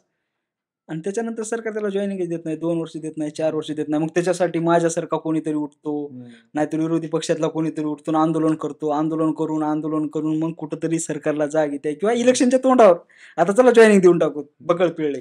बरोबर. त्याच्यातला रस काढून घेतला जातो. रस काढलेल्या ऊसाचा काय फायदा आपल्या जीवनात? खरंय. तो का काम करेल मग नंतर तुमच्यासाठी? तुमच्या बोलण्यातून असं दिसून येतंय की तुमच्या माहितीनुसार सरकार निष्क्रिय आहे आणि हा जो सगळा गोंधळ आहे परीक्षेमधला, स्पर्धा परीक्षेमधला, तो फक्त सरकारच्या निष्काळजीपणामुळे सुरू आहे. तर तुमच्याकडे काही प्रमाण असेल त्याच्याबद्दल? माझ्याकडे आता लेटेस्ट सांगायचं गेलं उदाहरण तर आज तुम्हाला असं वाटतंय का नाही की बाबा पोलीस अधिकारी कर्मचारी कमी आहेत राज्यात? हो, अर्थात कमी आहे. पण ते का कमी आहेत वाटते? तर आज जर तुम्हाला साधं उदाहरण द्यायचं झालं तर नाशिकला पोलीस ट्रेनिंग सेंटर आहे. तिथं सध्या 2020ची बॅच ट्रेनिंगला आहे. कधीची? 2020ची. 4 वर्ष मागे. 4 वर्ष मागची. तर 2021च्या बॅचचा रिझल्ट लागलाय. 2022च्या बॅचचा इंटरव्ह्यू झालाय, रिझल्ट लावाय नाहीत. 2023ची बॅच ह्याच्यासाठी ग्राउंडसाठी मागे ठेवलेली आहे आणि 2024ची भरती व्हायची बाकी आहे. तर तुम्ही मला एक सांगा की कमीत कमी समजा आपण एखाद्या वर्षाचा गॅप ठेवू शकतो की बाबा कुठेतरी प्रोसेस हे ते, तब्बल 4 वर्षाचा फरक आहे. हे निष्क्रियता नाही. तुमच्याकडे आहेत ना बसून, आज तुमच्याकडे एवढे कर्मचारी बसून आहेत, आज एवढे अधिकारी होणारे पोरं, म्हणजे हातबलताच आहे ना. 2000 बरं काही गोष्टी खोट्या वाटतात. आता एखादा विद्यार्थी 2021ला PSI झालाय, तो घरी जाऊन सांगतो मी PSI झाला. त्याच्या घरचे सरळ म्हणते 3 वर्ष झाला आमच्या इथंच भाकरी मोडायला बोंबलत फिरतोय, तू कसला PSI झालाय? खरंय ते. तू आमचा गुलाल बी उधळला, तू स्वतःच्या फेसबुकला पोस्ट बी टाकल्या, तू सगळा ट्रेंड बी खाल्ला, रील पण व्हायरल केले, सगळं केलं, तू भाषण केले, शेजार पाजारच्या 4-5 गावचे पोरं नेऊन तिकडे तू दावणीला लावले, MPSC करायला लावले आणि तू बिना नोकरीचा. बरोबर आहे. लग्न मोडतं. बऱ्याच जणांचे मोडल्यात, लग्न मोडतात. तुम्हाला हजारो उदाहरणं भेटतील. आज समाजाची अवस्था तीच झाली. समाजाला काय वाटतंय की बाबा नाही नाही नाही सरकार सारखं झालं की नाही, पोरगे सरकारी नोकरी पाहिजे. पण हे असा जुमला झालेला आहे की ते आपल्याला एक दुरून डोंगर साजरा म्हणतात ना, तसं की दिसायला की आपल्याला हा पोरं लागायल्यात, पोरं गुलाल उधळायत, आपल्यात बी जोश होतो. तुम्ही बघा, एकदा कधी सदाशिव पेठेत रिझल्ट लागला ना, तुम्हाला मी इन्व्हाइट करतो रिझल्ट बघायला या कधी. ती असा जुनून असतो की कोणी त्याचे मित्र खांद्यावर घेऊन गुलाल टाकतात, उधळतात आणि त्याला 3-3 वर्ष जॉईनिंग नसते. त्याच्यानंतर तो कुठंतरी तलाठी एखाद्या वेळेस चुकून जर भरती निघली 2-4 वर्षात तलाट्याची, तर मग तो तलाठी होतो, तो PSI विसरून जातो की मी PSI झालतो. मग त्याच्यानंतर त्याला कुठंतरी अचानक हा तलाट्याचं चांगलं काम करत असतोय आणि तिथं अचानक हा PSIचा ह्याचा रिझल्ट येतो. मग हा तलाठी झालेला, तलाठी सोडून देतो, तिथली एक जागा गेली आणि हा PSIच्या ट्रेनिंगला जातो. हे पण होत नाही. तोपर्यंत पाईपलाईन मध्ये दुसरी अशा 4 बॅच असतात. खरंय. आता समजा उद्या 2025ला 21ची बॅच ट्रेनिंगला जाणार, एका वर्षी एकच बॅच ट्रेनिंगला जाणार, मग 2022ची बॅच असणार, 2023ची बॅच असणार, 2024ची बॅच, ही सदाशिव पेठेतच कुठेतरी फिरत असणार. खरंय. उदाहरण म्हणजे क्लेम म्हणजे काय, हे सरकारलाही मान्य आहे ना, पूर्ण सबसिडीच आहे. हे पूर्ण सबसिडी आहे. खरंय. आणि त्यात मुलींचं अजून आयुष्य खूप अरे difference बा, आहे. तुम्हाला काय सांगायचे की बऱ्याच मुली ह्या शेवटच्या टप्प्यात येऊन, आता मी मागचं एमपीएससीचं आंदोलन, डिस्क्रिप्शन आणि ऑब्जेक्टिव्हचं आंदोलन केलं होतं, त्यानंतर मला एका अभ्यासिकेत सत्काराला बोलवलं होतं आणि मी तिथे गेल्या गेल्या बऱ्याच मुली माझ्या गळ्याला पडून रडल्या आणि बऱ्याच मुलींनी पाया पडल्या. म्हटलं आम्ही असं काही देव वगैरे नाही तुमच्यासाठी, असं काही केलं नाही. नाही म्हणे सर, जर हा पॅटर्न बदलला असता, डिस्क्रिप्शन जर झाला असता ऑब्जेक्टिव्हचा, तर आमच्याकडे एकच पर्याय उरला असता, लग्न. आणि आज आम्ही कुठंतरी शेवटच्या टप्प्यात आहोत नोकरीच्या. आता आम्हाला वाटतं की आता आम्हाला नोकरी लागू शकते, कारण की 1 मार्काने 2 मार्काने आम्ही गेलेलो आहोत, इंटरव्ह्यू दिलेला आहे. जर ह्या टप्प्यात जर हा पॅटर्न बदलला असता तर आमच्याकडे नोकरच. आम्ही उद्याचे लाल दिव्याची कार बघणारी माणसं लाल इस्ताची चूल बघू लागतो. हो. लाल दिव्याची कार ती लाल विस्त्याची चूल, हा प्रवास अविश्वसनीय असतो कुठंतरी. आणि पुणे, मुलींना स्वातंत्र्य देणारं पुणे, शिक्षण देणं हे सगळ्यात मोठं स्वातंत्र्य. मी तर आजच्या घडीला म्हणतो की शिक्षणाची भीक द्या, अन्नाची नका देऊ भीक. त्या पोराला सक्षम करा, त्या पोराला रोजगाराकडे नाही त्याला. आणि आहेत शिक्षणाची भीक घेणारी इथं आहेत, टॅलेंट खूप आहेत तुमच्याकडे, बरेच आहेत. मी तुम्हाला आताच बोलत बोलत एक आरण्येश्वर सांगितलं, 150 रुपयात रोजगार देतो ते हे. आणि त्यांची ती नवी तुम्हाला कन्सेप्ट सांगितली रिजनल्स मार्फत, की बाबा 30-30 विद्यार्थी. मग ती तशीच कन्सेप्ट आणा. ती आवडलेली कन्सेप्ट का माहिती आहे का, की एक ते कुलकर्णी सर काय म्हणतात की बाबा मी 30-30 विद्यार्थी त्यांच्या बौद्धिक मानसिकतेने किंवा ते त्यांचा आयक्यू लेवल काय त्यानुसार मी टॉप काढणार आहे. म्हणजे जर हा सीईटीत पोरगा टॉप येऊ शकतो तर मी त्याला सीईटीतच काढेल, त्याला जेई मी कर म्हणणारच नाही. तो जर जेईतच टॉप येऊ शकतोय मेन्समध्ये तर मी त्याला ॲडव्हान्सला पाठवूच शकणार नाही. तो जर ॲडव्हान्समध्ये यायच्या क्वालिटीचा आहे तर मी त्याला ॲडव्हान्समध्येच पाठवणार आहे. तपासून पाहायला पाहिजे की नेमकं कोणत्या क्वालिटीचे आहेत. आणि अगेन प्रश्न तोच होतोय की आपण आपलं प्रॉमिस पूर्ण करतो, आपण एक्झाम क्रॅक करतो, सरकार त्याचा प्रॉमिस पाळत नाही. आपण म्हणजे त्या लेवलला तर होऊ शकतो ना. एका मोठ्या सरांचं काम काय आहे, गुरूंचं काम काय आहे की तुम्हाला अधिकारी बनवून एक्झाम क्रॅक करून देणं. तुम्ही एक्झाम क्रॅक करताय पण ते करून सुद्धा तुम्हाला नोकरी लागत नसेल तर ही खरंच मोठी शोकांतिका आहे. तर मला माझ्या माहितीनुसार फक्त आता 2 नवीन स्टेप्स वाढल्यात वाटतं एक्झाम मध्ये. हा त्या कोणत्या तुम्ही ऐकल्यात का त्या? तर तो अशा स्टेप आहेत की आधी एमपीएससी कशी व्हायची की आधी प्री व्हायची, मग मेन्स व्हायची आणि इंटरव्ह्यू व्हायचा, मग जॉईनिंगची कुठली एक रिझल्ट डेट राहायची किंवा इंटरव्ह्यू झाल्या बऱ्याच वेळेस रिझल्ट लागू शकतो, लावता येऊ शकतो. पण आता काय झाले माहिती आहे का, की पहिली स्टेप झाली आंदोलन करा जागा काढायला सांगा. हो. आणि त्यात विद्यार्थी आवाज उचलू शकत नाही का? हा लगेच गुन्हे दाखल. अच्छा. एमपीएससीच्या विरोधात विद्यार्थ्यांनी बोलला की तुम्हाला आज एमपीएससीच्या ट्विटला दिसतील की ह्या विद्यार्थ्याची नाव आहेत तिथं की हा विद्यार्थी जॉईन करून घेतला साहेब नाही एमपीएससीच्या विरोधात गेला. आणि पोस्ट कॅन्सल होऊ शकते का? केलेले आहेत एमपीएससीकडे उदाहरण आहे, तुमच्या ट्विटला आहेत त्यांच्या एमपीएससीच्या. म्हणजे ही हुकुमशाही आहे का? हुकुमशाही म्हणजे तोंड दाबून मार, बुक्यांचा मारा, तोंड दाबून बुक्यांचा मारा. आता तर ते गावाकडे मन बी झाले, तू सरकारी वादा करू नकोस. म्हणजे सरळ लोकांनी नाकारला आपल्याला सरकारी वादा करू नकोस म्हणजे या लेवलचं. तर तुम्हाला ते 5 स्टेप सांगतो इकडे होता. पहिली आंदोलन करा, जागा काढा. मग सरकार थोड्याफार जागा काढणार, प्रोसेसिंगला लागणार, मग पोरं फॉर्म भरणार आणि दुसऱ्या स्टेपला येणार, पोरं प्री देणार. बरोबर. प्रीतून पास होणार, मग पोरं मेन्सकडे वळणार. मेन्समधून पास होणार, पोरं इंटरव्ह्यू देणार आणि पोरं इंटरव्ह्यू दिल्याच्या नंतर सगळं थंड पडणार, मग काहीच प्रोसेस होणार नाही. पोरं 4, 5, 6 महिने ते बघतात की काहीतरी प्रोसेस होईल. मग 6 महिन्याला पोरायला लक्षात येते की संपला इथं खेळ, आता आपला रिझल्ट आता येणार नाही. मग त्याच्यानंतर आमच्यासारख्याकडे येणार आणि मग पुन्हा एक आंदोलन नवं उभं राहणार आणि पुन्हा 5व्या प्रोसेस नंतर ते आंदोलन 1दा-2दा करावं लागणार आणि मग त्याच्यानंतर कुठंतरी सरकार त्याचा रिझल्ट लागणार. पण ते रिझल्ट लागल्याच्या नंतर ते बोलत बोलत आम्ही 5 स्टेप म्हणल्या, पण मला नंतर एक 6वी अनुभवायला भेटली. रिझल्ट लागल्याच्या नंतरही जॉईनिंग नाही. मग त्या जॉईनिंगसाठी एक प्रोसेस वाढवली आंदोलनाची. म्हणजे एमपीएससीचा एक बाजू अभ्यास सांभाळायला तर दुसरी बाजू आंदोलन सांभाळायला. अभ्यास करणाऱ्या पोरायला, जे पोरं शांती, समजदारी, डॉक्टर बाबासाहेब आंबेडकरांच्या विचारावर चालायचा प्रयत्न करतात त्या पोरांना क्रांती करावं लागले, बंडखोरी करावं लागले, विद्रोह करावं लागले, रस्त्यावर यावं लागले, आंदोलन करावं लागले आणि स्वतःचा हक्क भीक मागल्यासारखी मागावं लागले. बरोबर. हे सगळ्यात मोठं दुर्दैव आहे. वाईट. वाईट आहे. ह्या अशा प्रोसेस वाढल्या सध्या 5 वर आहेत, अजून 7 वर बी जाऊ शकतात सरकारनं मनावर घेतल्यास. हे तर झालं विद्यार्थ्यांचं. शिक्षकांसाठी सुद्धा आंदोलन करायची गरज पडते शिक्षक भरतीसाठी. हां, आता तो आपल्या देशात किंवा आपल्या राज्यात आधी तर 12वी नंतर डी.एड केलं की तो शिक्षक झाला समजायचं. डी.एडला नंबर लागलेल्या दिवशी तो सर गृहीत धरला जायचा. मस्त. आणि मग अशी कहाणी सांगितली जाते की एमपीएससीतली बी एकमेकांना विद्यार्थी सर म्हणतात, तर त्याचं कारण की डी.एड केलेली पोरं सुरुवातीला जास्त प्रमाणात काहीतरी आली होती, त्याच्यामुळे त्यांना सर म्हणलं जाते. तर ते काय झालं, 2017ला टेट नावाची एक एक्झाम झाली त्यांची, ज्यांची डी.एड वगैरे डी.एड बीएड झाली होती, ते ह्या विद्यार्थ्यांसाठी झाली आणि तेव्हापासून ह्यांना जॉईनिंगच नाही.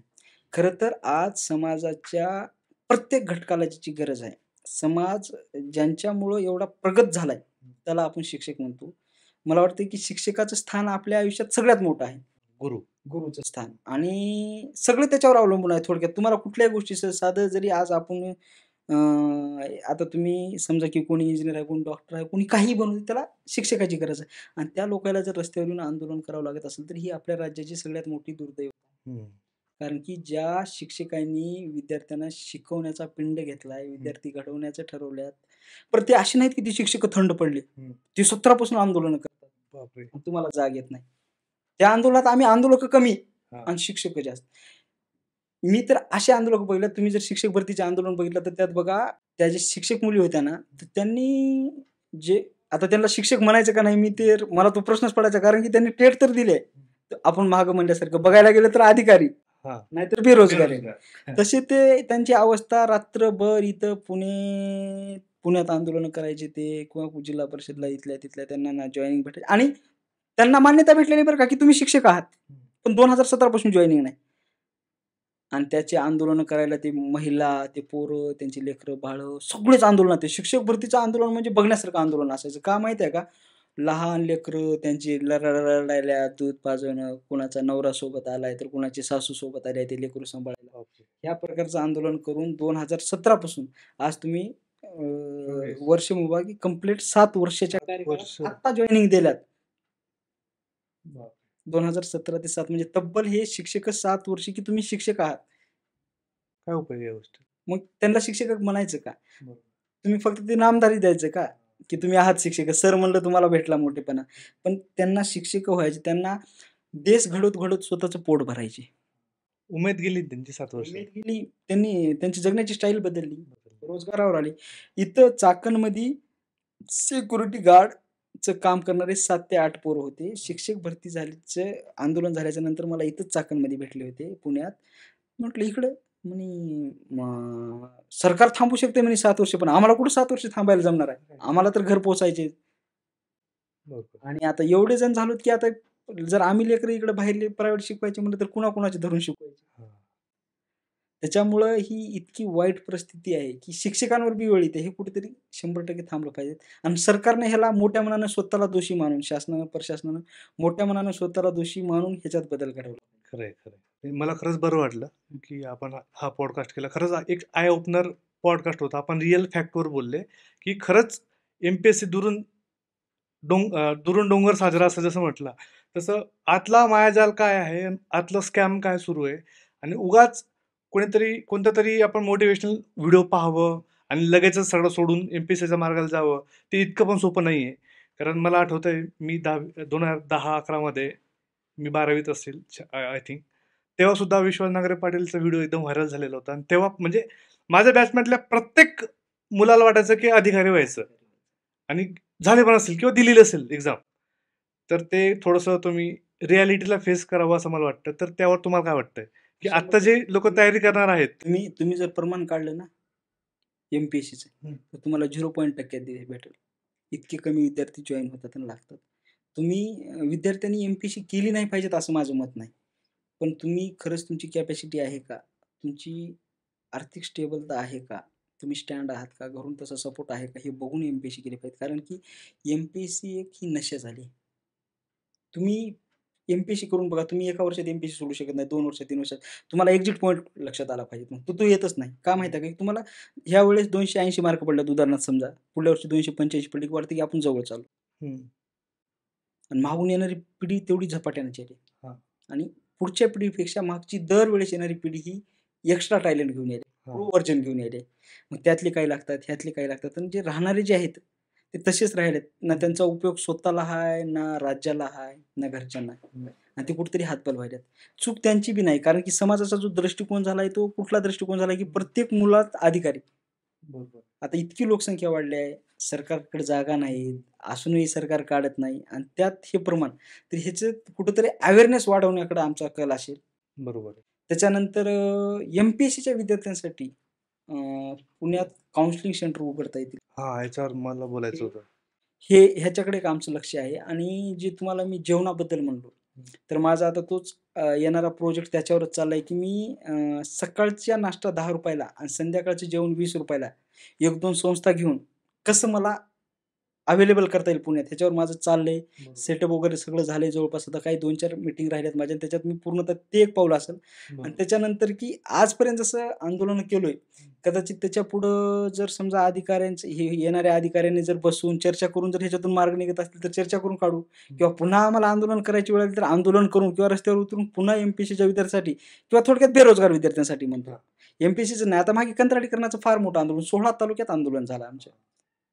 हजारो विद्यार्थी तिथे होते. एका तालुक्यावर 4-4 हजार विद्यार्थी पोलीस भरतीची तयारी करायला आणि पूर्ण राज्यभरात 5-6 हजार जागा निघतात.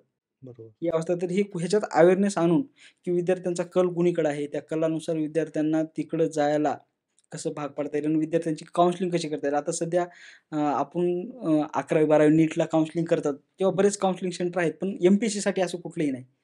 तर ते एम-पी-एस-सीच्या विद्यार्थ्यांना काउन्सिलिंग करून किंवा त्यांच्या ज्या अडचणी आहेत ते जाणून घेण्यासाठी किंवा ते हातबल व्हायला ते कुठेतरी स्टॉप करण्यासाठी ह्याच्याकडे माझा 100% पुढचा प्रयत्न असणार आहे आणि त्याच्यावर माझं सध्या काम पण सुरू आहे. किंवा त्या काउन्सिलिंग मध्ये आपण स्ट्रेस लेवल मॅनेजमेंट सुद्धा करू शकतो का? हां. कारण जसं तुम्ही म्हटलं की विद्यार्थ्यांचं नाही, पण ज्यांना नोकरी लागलेली आहे, हां. फक्त पोस्ट त्यांना ग्रँड रुजू नाही केलं त्यांना कामावर, तर त्यांचा स्ट्रेस लेवल खूप असतो. हो ना. आणि तो स्ट्रेस लेवल समाजातून सुद्धा येतो. तर त्यांचं मानसिक संतुलन स्टेबल करावं, अशा ठिकाणी काउन्सिलिंग आपल्याला मदत करू शकते. 100%. आता तुम्ही म्हणलात, की जे अधिकारी झालेत, आपण त्यांना अधिकारी कसं म्हणायचं? हां, नेमका अधिकारी ज्या दिवशी रुजू झाला त्याच दिवशी म्हणतो एक्झॅक्टली. आपण. त्याच्या आधी तो रुजू झाल्याच्या नंतरही 3 वर्ष तो मला वाटतं, की ह्याच्यावर असतो प्रशिक्षण. ऑब्झर्वेशन किंवा हां, प्रशिक्षण. ट्रेनिंग, त्याच्यानंतर प्रशिक्षण अधिकारी असा असतो. त्याच्यानंतर तो पूर्णतः परिपक्व अधिकारी बनतो, जो समाजहिताचा असतो. त्याच्यामुळे तो आधी विद्यार्थीचा असतो. तर त्याचा स्ट्रेस लेव्हल काउन्सिलिंगमध्ये आपलं एकच असणार आहे, की बाबा तुमची कॅपॅसिटी नाही तर तुम्ही हे करू शकता. बरोबर. तुम्ही हे करू नका. आता तुम्ही म्हणताय समाजातलंच. हे त्यांना जो ट्रेस येणार आहे, तर रूममधल्या बाजूच्या बेडवर झोपलेल्या मुलापासून ते आई-वडील ते समाजातले सगळेपर्यंत ह्याला ट्रेस असते. कारण का माहिती आहे का? हा अशा वयात असतो, की ह्याला वाटते, की मला सगळ्या जगानं समजून घेतलं पाहिजे आणि ह्याला समजून घेणारा एकही माणूस भेटत नाही आजच्या रिॲलिटीत. कारण की घर चालवण्याचं, शिकण्याचं आणि तुम्ही आता एक सरासरी काढा. तुम्ही बघलात का हो, की कुठल्या आमदाराचा, मंत्र्याचा किंवा कुठल्या कोट्याधीशाचा, बिझनेसमॅनचा पोरगा एम-पी-एस-सी, राज्यसेवा, सर्व सेवा करतो. मग हे सगळे ट्रेस, घरून गरीब परिस्थिती नसलेलेच विद्यार्थी इथे येतात. तर ह्या विद्यार्थ्यांसाठी ह्यांना आर्थिक अडचणी आहेत. आता त्या आर्थिक अडचणीला मात करत, आता तुम्हाला मी गांजूवाड्याचे सांगितलं. तुम्ही एकदा गांजूवाडा एखाद्या वेळेस येऊन बघा. तुम्ही 5 मिनिटं उभा टाकू शकत नाही. तिथे रात्रभर पोरं झोपतात. हे कुठेतरी आपल्याला ह्याच्यात काय सुधारणा करता येईल समाजातल्या काही संस्था घेऊन, ह्याच्यावर माझं पूर्णतः काम असणार आहे. स्ट्रेस लेवल कमी करणं किंवा विद्यार्थ्यांना बाबा रोजगारकडे, आम्ही रोजगार मेळावा गंगाखेडला घेतो. तर तो रोजगार मेळावा घेऊन की प्रायव्हेट कंपन्यात कसं पोरं पाठवता येतील, ह्या सगळ्या गोष्टीवर आमची प्लॅनिंग सुरू आहे. तुमचं अग्निवीरला घेऊन काय मत आहे? हां, अग्निवीर म्हणजे हे जवळपास थोडक्यात अतिशय चुकीची कन्सेप्ट आहे. त्याचं कारण काय माहिती आहे का, की अग्निवीरचा कार्यकाळ हा 4 वर्षाचा आहे. अग्निवीरचं जॉईन होणाऱ्या विद्यार्थ्याचं वय काय 17 वर्षे 6 महिने ते त्याच्या पुढं 21 वर्षापर्यंत असू शकेल कदाचित. म्हणजे तो जर 21व्या वर्षी कुठला अग्निवीर झालाच, तो जास्तीत जास्त 25 वर्षापर्यंत तो ऑन ड्युटी असेल. आणि 17 वर्षे 6 महिन्याचा झालाय म्हणजे तो अतिशय मॅच्युरिटी नाही आलेल्या कार्यकाळात तो अधिकाऱ्याचा त्याचा कार्यकाळ संपून जातो. बरोबर. 21-22व्या वर्षी. मग त्याच्यानंतर की तो डायरेक्ट बेरोजगार होतो. रोजगार ते डायरेक्ट बेरोजगार. कारण की ते अग्निवीर 4 वर्ष नोकरी करणार, त्याला हत्यार शिकवलं जाणार, त्याला भारतात ते आर्मीचं बऱ्यापैकी गोष्टी शिकवल्या जाणार. हत्यार कसं, शस्त्र कसं पूर्ण ट्रेनिंग असणार. बऱ्याच गोष्टी आपल्या बॉर्डरच्या माहीत होऊन जातील. कारण की अग्निवीर आहे तो तिथे जाणारच आहे. 4 वर्षाच्या कार्यकाळात ह्या गोष्टी पूर्ण ट्रेनिंग होईल आणि त्याच्यानंतर हा परत घरी येणार. मग परत घरी आल्याच्या नंतर सर हा दुसरी तरी काही कला शिकलेली नसतो. हा हत्यार चालवणं ह्यातच कला शिकलेला असतो. मग त्याच्यानंतर हा रोजगार काय करणार? की आज ते म्हणतात की काय तर 15,00,000 कुठली तरी एक रक्कम देऊन आम्ही 4 वर्षांनी.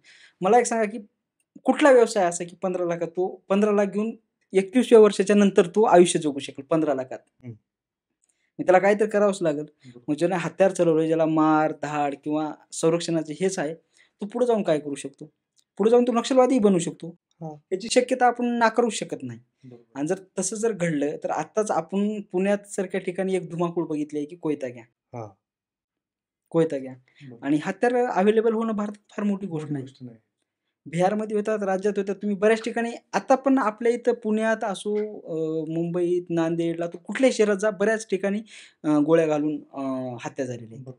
मग ह्या पोरांना तर त्याची पूर्ण ट्रेनिंग दिली. तर गुन्हेगारी वाढू शकते. 100% गुन्हेगारी वाढू शकते. जसं कोयता गँग त्यांनी कोयता घेऊन का चालले? त्यांना तुम्ही थोडाच त्रास दिलेला आहे. ते पैसा नाही, मग पैसा कमवण्याला त्यांच्याकडे दुसरी काही मानसिकता नाही, तर ते कोयता घेऊन चालतात.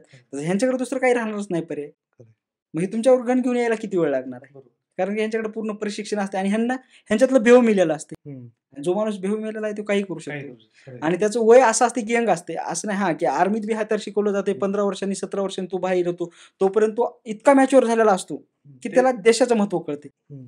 एक 4 वर्ष काम केलेल्या युवकाला काय देशाचं महत्त्व कळणार आहे? खरं. किंवा इथल्या नागरिकांच्या अवस्था काय कळणार आहेत? खरं. मग त्या एखादा कोणीतरी टाईट शर्ट घालून चालत त्याला हा गोळ्या बंदूक दाखवून म्हणतो पैसे दे. बरं त्याच्या खिशात पैसे नसले की त्याला जीव गमवावा लागतो. आणि प्रत्येकाच्या खिशात पैसा आहे आपण म्हणू शकत नाही ना. नाही, नाही. खरं आहे. खरं आहे. आणि तो जो अग्निवीर व्हायलाय तो तर घरून गडगंज नसेल. 4 वर्षाची नोकरी करायला किंवा जीव स्वतःचा धोक्यात फक्त 4 वर्षासाठी घालायचा म्हणजे तो गरीब परिस्थितीतून आलाय. मग त्याला उद्या पैसे कमवण्याची तर गरज आहे. कारण की त्याची लाईफस्टाईल बदललेली असते. त्या 4 वर्षात नोकरी भेटलेली असते, पैसा भेटत असते आणि त्या 4 वर्षाची लाईफस्टाईल जगते. ते पुढे जगण्यासाठी त्याला काहीतरी हात अगदी उदरनिर्वाह करण्यासाठी त्याला काही ना काही लागणारच आहे. 100% आणि तो व्यवसाय करूच शकत नाही. बरोबर. किती आर्मीवाले आहेत आज तुम्ही भारतात की सांगा ते व्यवसाय करू शकतात. बरोबर. त्याच्यानंतर त्यांनी मेहनतीचंच काम करू शकतात. हां. पण हा यंगेस्ट मेहनतीचं काम करेल का? आजची यंग जनरेशन तुम्हाला वाटते का मेहनतीचं काम करेल? त्याच्यामुळे 100% सर्रास चुकीची कन्सेप्ट आहे आणि ही देशाला 100% धोकेदायक आहे. तुम्हा आम्हाला ह्याचं प्रत्यक्ष पण बघायला भेटेल. आज त्याच्या विरोधात आंदोलन झाल्यात. बऱ्याच जणांचे दावे आहेत की हेच अग्निवीर चायना सैनिक म्हणून वापरत आहे. जर भारताच्या विरोधात भारताचा सैनिक म्हणून वापरत असतील तर हे किती घातक आहे. कारण की जर समजा एक साधं आपल्याकडे उदाहरण आहे की विरोधकातलं एक मतदान नाही पडलं तर चालते, पण आपलं एक त्याला एक एक्स्ट्रा पडत चालते, पण एक आपलं कमी होऊ नये. काय आपलं एक कमी व्हायला म्हणजे 2 वाढायला त्याचे. बरोबर. का तर एक मायनस वाले आणि त्याच्याकडे एक पारदर्शक वाले. तसा एक आपला जर अग्निवीर तिकडे जात असेल तर आपला स्ट्रॅटेजीवाला ज्याला बऱ्यापैकी माहिती आहे तो इकडला मायनस होऊन तिकडं त्याला प्लसवाला आणि त्याची ट्रेनिंग घेऊन तो आपल्यासाठी काय ठेवू शकतो. आपल्यासाठी काय ठेवू शकतो. आणि आजची रोजगारी लेवल इतकी हाय आहे की जर 83% ते अहवाल सांगते भारतीय बेरोजगार संघटनेचा की बाबा 83% पोरं बेरोजगार आहेत. त्या पोराला उदरनिर्वाहासाठी कुठं ना कुठं जावंच लागेल. तुम्ही किती जणांना अडवणार आहात? हं. जर आज सीएच कायदा सांगते की बाहेरून आलेले स्थलांतरित तिथे होऊ शकतात, तर इथून बाहेर जाऊ शकत नाहीत का? हां. अगदी येऊ शकतात. इथून जर बाहेरून एवढ्या प्रमाणात लोक यायला तिथं तर मग इथले लोक बाहेर जाऊ शकतात. बरोबर. रोजगारासाठी कोणी हां, काही आणि आपल्या इथे सीमा हैदर सारखी पोरगी जर भारतात येऊ शकते हां. जिला कुठलंच नॉलेज नव्हतं, बरोबर. असं सरकारचं म्हणणं आहे की ती एक अतिशय सोजवळ बाई आहे. तिला काहीच माहित नाही, प्रेमा खातीर आले. मला तर त्याच्यावर अजूनही डाऊट आहे. कारण की प्रेमा खातीर एवढ्या हे येणं शक्य, तिच्याकडे टेक्नॉलॉजी किंवा तिला बऱ्याच गोष्टीची माहिती असेल. एवढा हां. पाकिस्तानसारखं बॉर्डर पास करून भारत पाकिस्तान, तर मग ह्यांना तर बॉर्डरचं नॉलेज असते. हां. हे दुसऱ्या देशासाठी जाण्यासाठी आता आपले बरेच क्रिकेटर बाहेरल्या की टीमकडून जसं खेळतात हां. तसं हे उद्या त्यांचं खेळ IPL होऊ शकतं. हां, नॉर्मल गोष्ट होऊन जाईल. हो, हो. त्याच्यामुळे भयानक घातक आहे आणि हे थांबली पाहिजेत. आता एक माझा असा प्रश्न होता की आपण बघतो की MPSC करणाऱ्या किंवा स्पर्धा परीक्षा करणाऱ्या तरुणांमध्ये आत्महत्येचं प्रमाण वाढत आहे. तर त्यात सरकार तर दोषी आहेच. आताच्या पूर्ण आपण गप्पांमधून आपल्याला दिसतं. तरी समाजही कुठं ना कुठं दोषी आपल्याला दिसतो की जसं त्या व्यक्तीला हिणवणं. हां. आता लग्न समारंभात ते स्टुडंट आल्यानंतर तुम्ही आता बघा की त्याच्यात कारण काय माहिती आहे का की समाज हा जितका सरकार कारणीभूत आहे तितकंच समाज कारणीभूत आहे. की ज्याच्याकडं गव्हर्नमेंट रोजगार नाही त्याला तुम्ही प्रश्न विचारणार. तो जो तयारी करतोय तर की तुम्ही त्याला तो लग्नात जाऊ शकत नाही, तो सणावाराला जाऊ शकत नाही. त्याच्या पलीकडे जाऊन त्याचं लग्न सुद्धा व्हायला अडचण आहे. आता आपल्या भारतात राज्यात आपल्या 2 आंदोलन झालेत. आमचं लग्न करा नवरदेवाच्या वेशात. हा, कोल्हापूरला फार मोठं आंदोलन झालं की पोरं घोड्यावर बसून नवरदेवाचा पोशाख घालून गेले. हा. तर मग हे कुठेतरी थांबलं पाहिजे समाजातून की हा बाबा द्या ना, की जसं हुंडा पद्धत बंद झाली पाहिजे, ही जर सगळ्या समाजाचं म्हणणं आहे तर तसंच ही कुठेतरी बंद झाली पाहिजे की फक्त नोकरदारालाच पोरगी द्यायची. बेरोजगार हे नाहीत ना, हे उदरनिर्वाह करू शकतात ना. तुम्ही द्या ना, प्रायव्हेट कंपनीत काम करणाऱ्याला द्या, शेतात काम करणाऱ्याला द्या. तर हे तशी मानसिकता राहिली नसल्यामुळे पोरायचं प्रमाण कुठेतरी एमपीसी कडे वाढलंय, सरळ सेवेकडे वाढलंय, पोलीस भरतीकडे, म्हणजे कर्मचारी गव्हर्नमेंटचा अधिकारी होण्याकडे वाढले, कर्मचारी होण्याकडे. तर हे थांबण्यासाठी कुठेतरी 100% मानसिकता बदलली पाहिजे समाजाने. आणि ह्या सगळ्या विद्यार्थ्यांना आपण भरोसामध्ये घेतले पाहिजे. त्यांना त्यांच्या पाठीवर हे बघा की आधीपासूनच म्हणतात की लढ म्हणणारा कोणीतरी झाला की लढायला युद्ध सोपं जाते. आणि आपण बघतो की बाबा कुठल्या तरी अपंग पोरीनं एव्हरेस्ट चढला, हे केलं ते केलं. त्याचं कारण हे असते की तिच्या जे पाठीशी उभा असलेले आहेत. मी माझं साधं उदाहरण देतो की मी जेव्हा आंदोलन करायला सुरुवात केली तेव्हा मला हसले लोक, पण त्यातच माझ्या पाठीशी काही जण, माझ्या घरचे असो किंवा माझे भाऊ असो, हे माझ्याशी पाठीशी खंबीर होते की तू जे करायलास ते योग्य करायलास. आज माझ्याकडे एक मोठा जनसमुदाय आहे की तो मला म्हणतो की हा तू योग्य आहेस. किंवा एखाद्यासाठी आंदोलन केलं तर माझ्या व्हॉट्सअपला आताही मेसेज आहेत की तुम्ही आमच्यासाठी देव झाला किंवा आमचा संसार उभा केला. ही ज्यावेळेस हे येते ना त्यावेळेस एनर्जी येते आपल्यात. तसंच जर तुम्ही जर त्या विद्यार्थ्यांशी पाठीशी राहिलात की बाबा हा, एमपीएससीत अधिकारी होणं हे यश नाही, तू एमपीएससी कर, तू शिक, नॉलेज घे, फेल्युअर झालं तरी चालेल, तर तू परत ये बाबा. तुम्ही व्याख्याच कशी ठरवू शकता की अधिकारी म्हणजे यश? ह्या समाजाला कोणा अधिकार दिलाय की यशाची व्याख्या तुम्ही ठरवू शकता की अधिकारी म्हणजेच यश? मग अधिकाऱ्यापेक्षा आमदार का मोठा आहे? जिल्हा परिषद सदस्य का मोठा आहे? बरं, त्या बिझनेसमॅनचं पोरग बेवडं का मोठा आहे? दारू पेतेना अधिकाऱ्याला चटकन मारते बऱ्याच बिझनेसमॅनचे पोरं, मग ते का मोठे आहेत? त्याच्यापेक्षा अधिकारी मोठा नाही ना. अधिकारी हा मोठा नसतो, अधिकारी हा सेवा करण्यासाठी असतो. हे समाजाने लक्षात घेतलं पाहिजे. जो अधिकारी होऊ शकत नाही त्याला मग आपण कुठंतरी इकडं दुसरीकडे आहे तिकडे टॅलेंटवर काम करायला. आज आयटीत पोर आहेत, उद्योग किंवा उद्योग धंदा सुरू करून तर त्यांचा रोजगार. आज चहाचं दुकान विकणाऱ्याला चहा विकणाऱ्याला बिल गेट्स भेटून गेले. बरोबर आहे, हे खरं आहे. जसं तुम्ही म्हटलं ना आता की समाजामध्ये जर थोडासा बदल केला ना तर हे होणाऱ्या आत्महत्या आपण रोखू शकतो. त्यांना जर आपण सांगितलं की फेल्युअर जरी झाला तरी तू ये बाबा घरी, आपण करू काहीतरी, तुझं जे टॅलेंट आहे, जे काही तू आतापर्यंत अभ्यास करायचा वाया जाणार नाही. तर खरंच मला असं वाटतं की जे काही आता जे 2-3 आत्महत्या आपण पाहतोय, जसे स्वप्नील लोणकर वगैरे, तर अशा आत्महत्या 100% टळू शकतात. 100% मी प्रमाण 1-2% नाही, 100% सांगतो. का माहिती आहे का? तुम्ही जर त्याला कुठेतरी म्हणताय त्याच्या घरचे आले की हा ना होत नाही ना, राहू दे, दुसरं काय करता येईल आपण ते करू. आणि तुम्ही आत्ताही बघा ज्या पोरांनी एमपीएससी केले, ज्यांनी अभ्यास केलाय ना, तुम्ही एक व्हिडिओ ग्रामपंचायतचा व्हायरल झाला होता की तो ग्रामसेवकाला प्रश्न विचारत होता. तर तो किती योग्य प्रश्न विचारत होता. म्हणजे त्या पोरानं एमपीएससी केले तर ते त्याला आत्मसात केलंय ना. जर तो अधिकारी नाही होऊ शकला तर तो बाकीचे आयुष्य फार शेपली जगू शकतो. जगण्याचं तुम्ही जर त्याला टॉर्चरच करताय, तुला नोकरी का लागली नाही, काय चाललं, भावी अधिकारी, या अधिकारी, हे ते, जर ह्या जर टॉर्चर करणाऱ्या गोष्टी असेल तो आत्महत्या करतो. तर हे थांबू शकते. समाजाचा दृष्टिकोन बदलला की 100% थांबू शकते. आणि डेफिनेटली होऊ शकतात पोरं अधिकारी नाही झाले तरी थाटात जगू शकतात अर्थातच. आणि डेफिनेटली आपल्या पॉडकास्टच्या माध्यमातून सुद्धा आपण तो एक प्रयत्न करतोय. तुम्ही ग्राउंड लेवलवर करता, आम्ही व्हिडिओ मार्फत करतोय की जेणेकरून सगळ्याच विद्यार्थ्यांचं भरं व्हावं. आणि जे लोक आता आहेत म्हणजे UPSC किंवा MPSC देत आहेत त्यांच्या पाठीशी आपण आहोत. ओके. आणि thank you so much for watching this video guys. मला खरंच बरं वाटलं तुम्ही इथं आलात. खरंच लोकांना फायदा होईल, जे देणारे असतील त्यांनाही फायदा होईल, आणि जे आता देत असतील की स्पर्धा परीक्षा देणारे जे काही विद्यार्थी असतील त्यांना कोणत्याही पद्धतीची कधीही काही मदत लागली तर तुमचा नंबर मी खाली मेन्शन करून देतो. तुम्ही डेफिनेटली यांना कॉन्टॅक्ट करा. ते तुमच्या सेवेसाठीच बसलेले आहेत. अगदी तुमची व्यवस्था लावण्यापासून तर अधिकारी करण्यापर्यंत सगळ्या कुठल्याही गोष्टी खरंच त्यांचं काम एकदम मोठ्या मनाने करतायत आणि खरंच ग्राउंड लेवलला जाऊन ते काम करतायत. Thank you so much for coming.